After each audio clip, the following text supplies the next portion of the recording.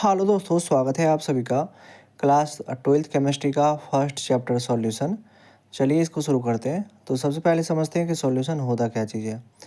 तो सॉल्यूशन को समझने के लिए इसका एक लाइन में ही डिफिनीशन याद रखिए कि सॉल्यूशन जो होता है वो होमोजीनियस मिक्सचर होता है टू और मोर देन टू सब्सटेंस का। मतलब अगर किसी भी सब्सटेंस को हम मिलाते हैं, दो या दो से ज़्यादा, अगर वो होमोजीनियस मिक्सचर बना रहा है तो वो सॉल्यूशन होता है। और यहाँ पर अब बात आता है कि होमोजीनियस मिक्सचर क्या चीज़ होता है। तो आप यहाँ पर देख सकते हैं कि solution are homogeneous mixture of two और मोर देन टू कंपोनेंट, जो हमने आपको बताया। और होमोजीनियस मिक्सचर का यहाँ पर मतलब बता रहा है कि होमोजीनियस मिक्सचर होता क्या चीज़ है।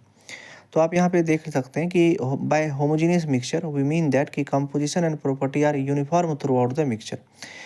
इस बात को कहने का मतलब क्या चीज़ है कि अगर आप जैसे कि पानी और चीनी का, शुगर और वाटर का एक सॉल्यूशन बनाते हैं, तो अगर अब वो होमोजीनियस मिक्सचर बनता है, तो होमोजीनियस कहने का मतलब होता है कि आप उस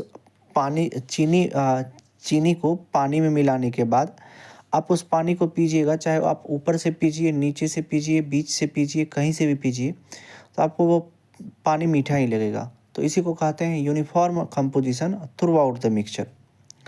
तो इस सॉल्यूशन में दो चीज़ होता है।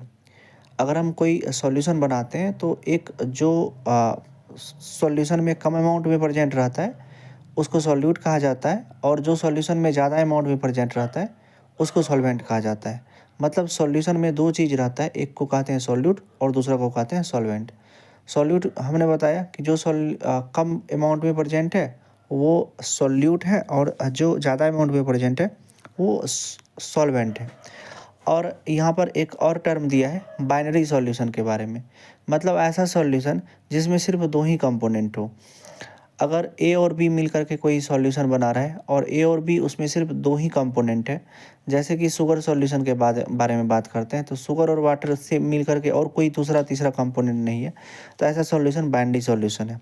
और इस चैप्टर में हम बाइनरी सॉल्यूशन के बारे में ही बात करने वाले हैं। तो ऐसा नहीं समझिएगा कि दो से तीन कंपोनेंट आएगा, सब में आपको बाइनरी सॉल्यूशन मतलब दो ही कंपोनेंट रहेगा। अब टाइप्स ऑफ सॉल्यूशन के बारे में बात कर लेते हैं कि टाइप्स ऑफ सॉल्यूशन जो होता है वो तीन टाइप का सॉल्यूशन होता है। एक गैसियस सॉल्यूशन, लिक्विड सॉल्यूशन और सॉलिड सॉल्यूशन। आगे की वीडियो में इस पर यहीं से बात करेंगे कि आखिर टाइप्स ऑफ सॉल्यूशन क्या होता है। इस वीडियो को यहीं तक रहने देते हैं।